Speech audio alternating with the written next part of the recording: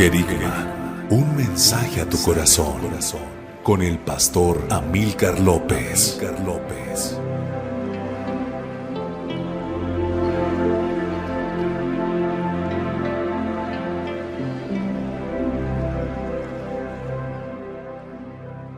Leíamos en nuestro texto del Antiguo Testamento algo que sin duda nos recuerda de la fragilidad como humanos, de las pruebas, de las luchas que enfrentamos todo el tiempo. El profeta Jeremías, quien escribe Lamentaciones, en el capítulo 3, allí en el versículo 18, nos habla de una realidad. ¿Y cuál es esta realidad? Dice, y dije, perecieron mis fuerzas y mi esperanza en Jehová. Esa es una realidad, hermanos. ¿Por qué? Porque luchamos precisamente con creer o no creer en aquello que Dios nos ha dicho, en la palabra que Dios nos ha dado. Y el profeta Jeremías aquí, ante la realidad que está viviendo él y el pueblo, él exclama lo siguiente: perecieron mis fuerzas, no tengo fuerzas, y mi esperanza en Jehová casi es nula. Eso es realmente revelador, porque nos ayuda a entender cuál es la realidad que ellos estaban enfrentando. Y eso también nos permite entender a nosotros también como parte del pueblo de Dios, como hijos del Señor, la realidad que podríamos enfrentar. Por lo tanto, cuando el profeta dice, he perdido las fuerzas y también la esperanza en Jehová, ¿qué debemos hacer? Primero, vamos a partir entonces meditando lo que dice el apóstol Pablo en esta carta de Tesalonicenses, allí donde tuvimos nuestra lectura bíblica. Y vamos a entonces empezar a definir qué es la esperanza, qué significa la esperanza para nosotros. Y hay un texto que hemos escuchado, que hemos leído más de una vez sobre la esperanza. Y podría ser un texto tal vez controversial para algunos que no tienen esta fe en el Señor, pero para otros tal vez no. ¿Y cuál es este pasaje? Bueno, lo encontramos en Romanos 12:12, donde el apóstol Pablo dice: gozosos en la esperanza, sufridos en la tribulación, constantes en la oración. Otra versión de este mismo texto dice: gozándoos en la esperanza, perseverando en el sufrimiento, dedicados a la oración. Y cuando pensamos en alguien con estas virtudes que habla el apóstol Pablo, me viene a la mente de un personaje en la historia bíblica que se llamó Job.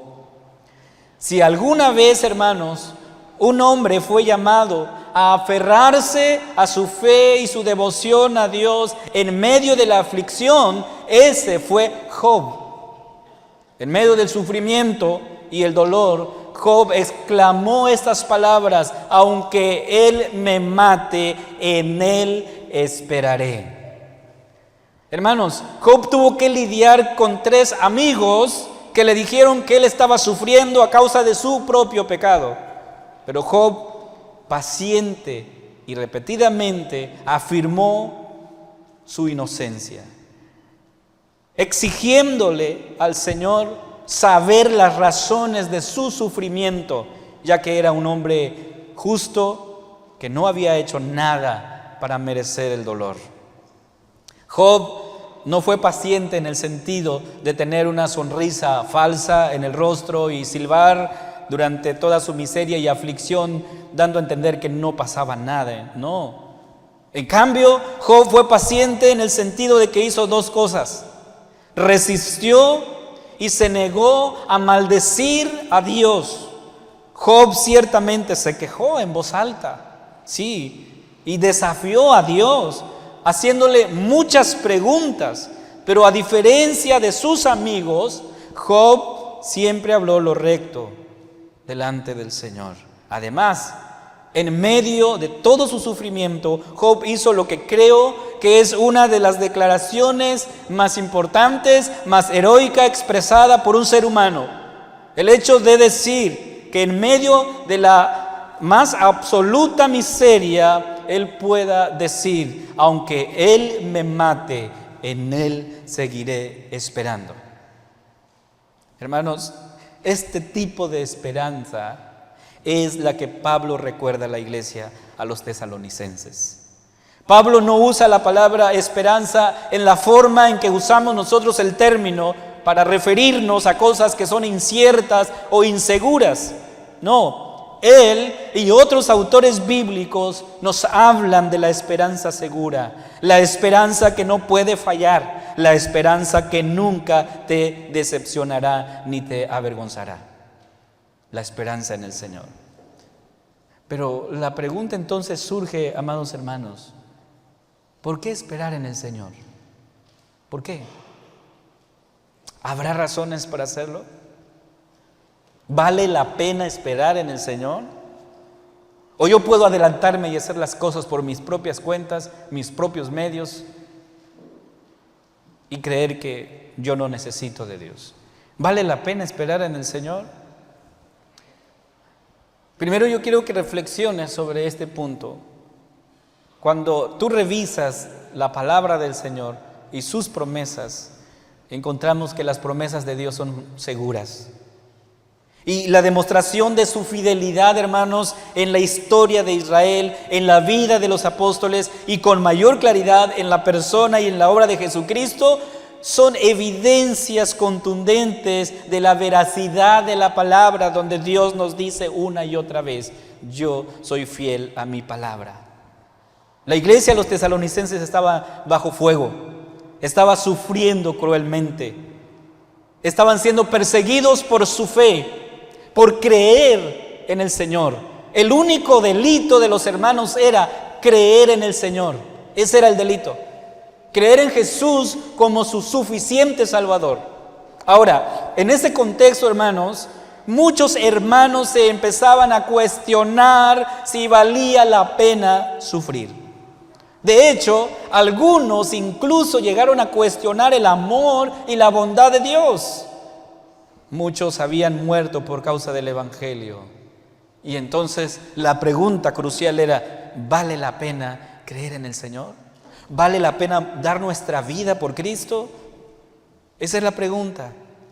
Y entonces, otra de las preguntas que se hacían los hermanos era: ¿qué iba a pasar con aquellos hermanos que habían partido de este mundo en medio del sufrimiento y del dolor? ¿Cuál era la opinión de las familias que se quedaban sin papá, sin hermanos, sin hijos, por creer en el Señor? ¿Dónde estaban esas personas? ¿A dónde habían ido? Entonces, ¿de qué manera Pablo responde a estas preguntas? A mí me han hecho, tal vez no las mismas preguntas, pero casi similares. Cuando alguien sufre, cuando alguien está atravesando una situación difícil en su vida, vienen estas preguntas: ¿por qué a mí? ¿Por qué yo? ¿Por qué Dios permite que esté pasando por este camino? ¿De qué manera Pablo responde, hermanos? Dice el versículo 13: tampoco queremos, hermanos, que ignoréis acerca de los que duermen, para que no, dice, escuche bien esta palabra, dice, para que no entristezcáis como los otros que no tienen esperanza. Lo que Pablo está diciendo es esto: hermanos, yo sé que ustedes están sufriendo porque un ser querido se ha adelantado, y no ha sido por causas naturales de la vida que alguien ha fallecido, sino porque alguien vino y le quitó la vida. solamente porque creía en el Señor.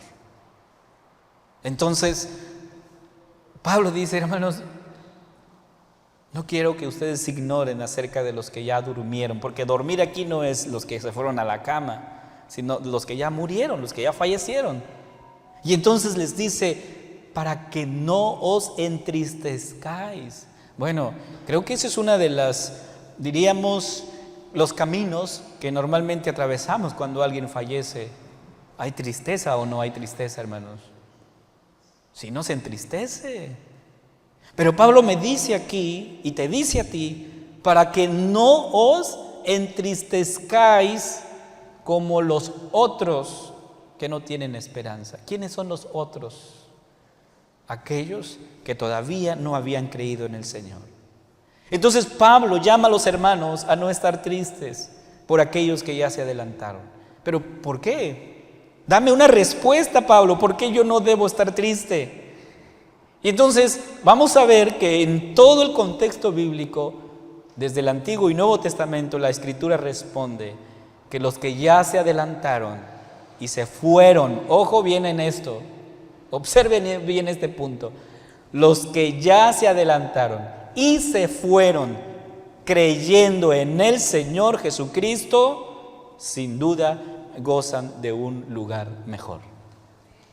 Esa es la diferencia, hermanos, Porque mucha gente muere, mucha gente se adelanta, pero pocos son los que creen en Jesucristo como su Salvador.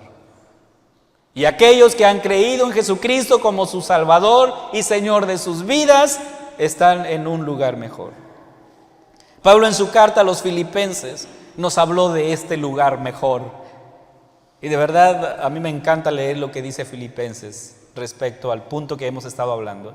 Dice el versículo 21 del capítulo 1, porque para mí el vivir es Cristo y el morir es ganancia.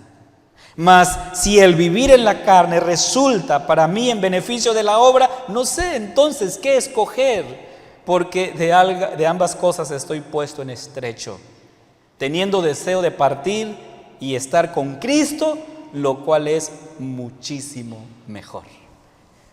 Esto a mí me da gozo, hermanos, porque dice Pablo, yo estoy en estrecho.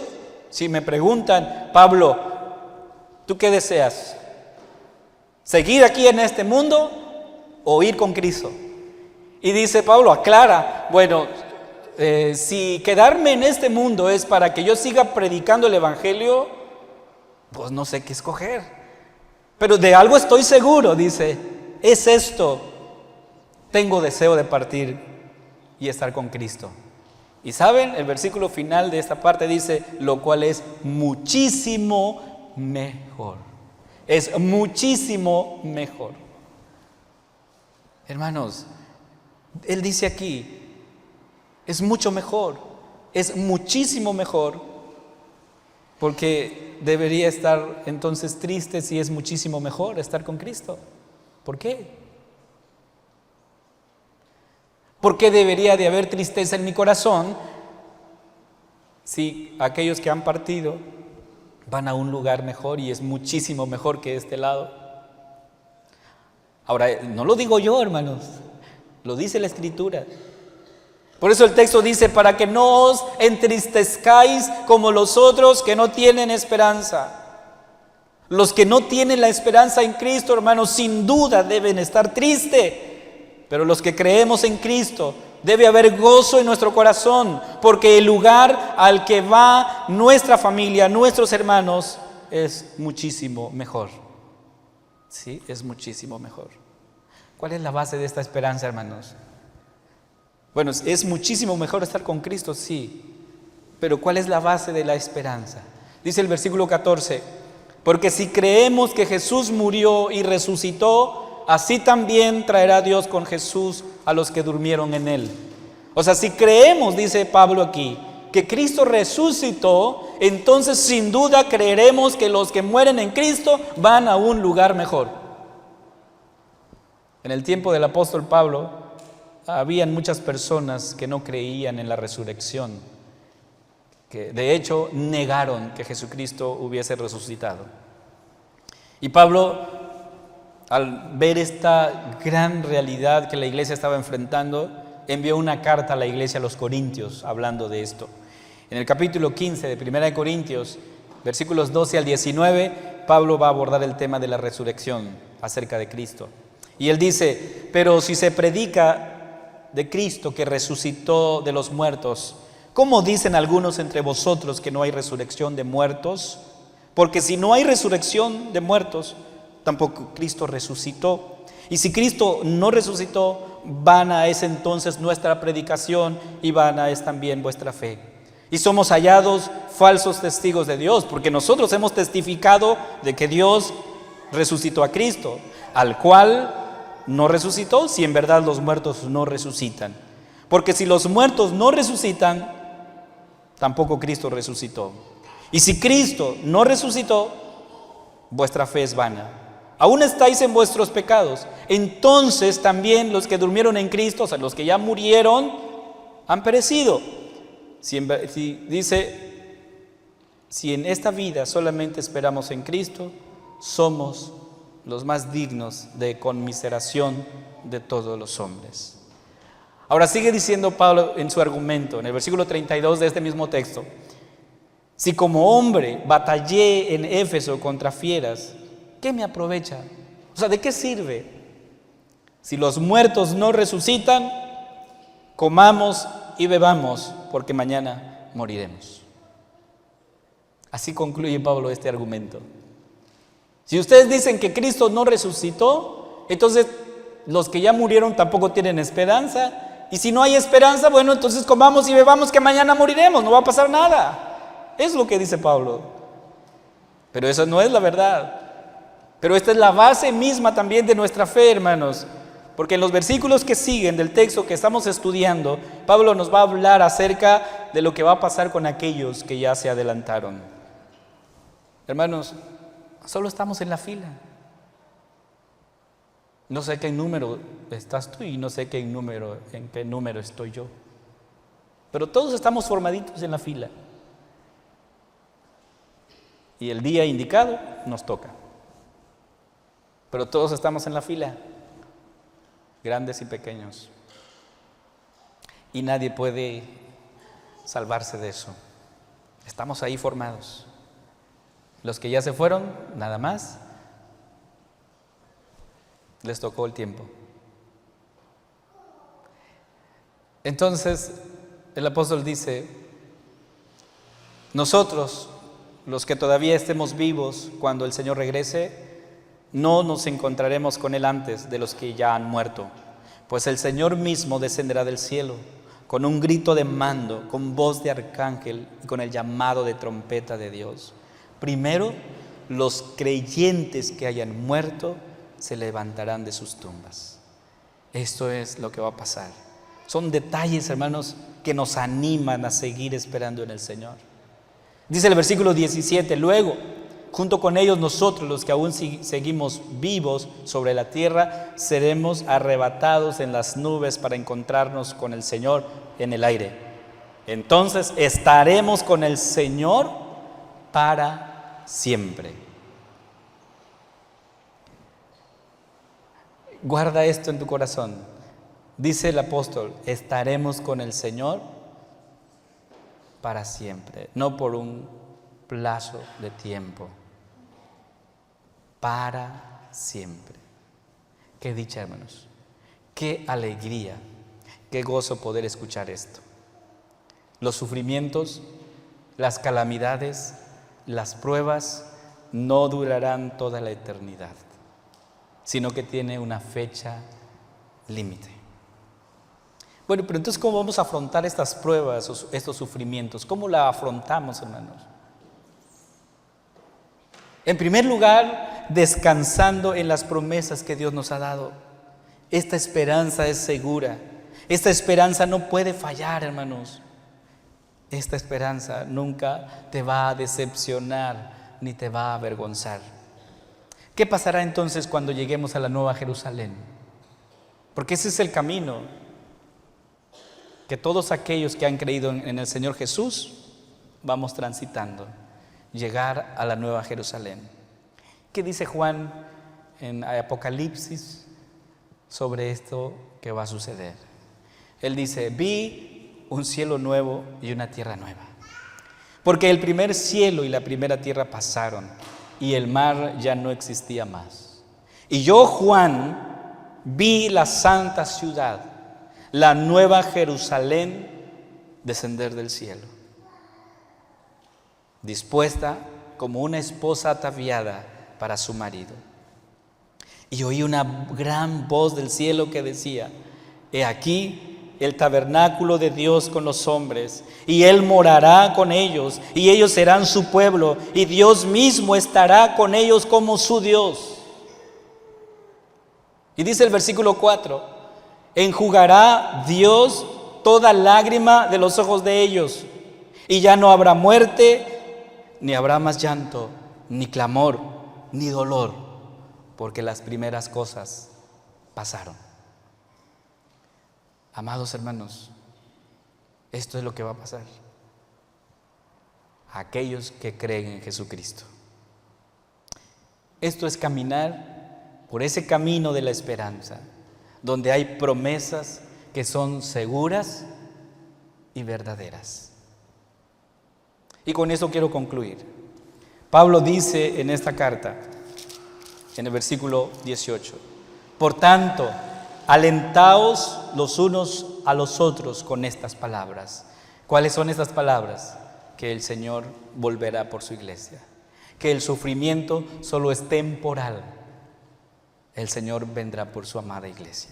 ¿Y qué va a pasar cuando ese día llegue? Dice la Escritura: enjugará Dios toda lágrima de los ojos de ellos. ¿Usted ha llorado por algún familiar? ¿Por algún amigo? ¿Por algún hermano? ¿Usted ha llorado por ellos? Yo sí he llorado por esos hermanos, esos amigos que ya no están con nosotros. ¿Y cuál es la promesa de Dios? Va a enjugar, es decir, a secar las lágrimas que tú has derramado. Y dice: y ya no habrá más muerte. Ese día será el día en que ya la muerte habrá de desaparecer. Ni habrá más llanto, ni clamor, ni dolor, porque las primeras cosas pasaron. Esta es la fe que nosotros tenemos en Jesús, amados hermanos. Por eso Pablo dice: aquellos que se entristecen es porque no tienen esta esperanza en el Señor Jesús. Pero los que tenemos esta esperanza, hay gozo, hay regocijo, porque los que ya se fueron dejaron de sufrir. Están disfrutando de este lugar precioso que Dios ha preparado. Entonces yo te pregunto: ¿tienes esta esperanza?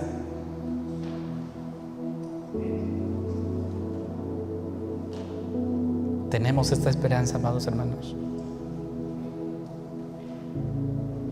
Si hoy viene el Señor, ¿tienes la seguridad de que estarás con Él?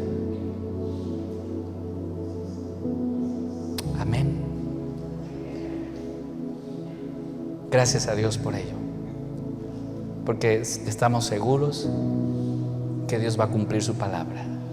Ya sea que Él venga hoy, mañana o el día que Él venga, tenemos la seguridad de irnos con el Señor a gozarnos por toda la eternidad de ese lugar que Dios ha preparado para todos aquellos que aman la venida de Jesucristo.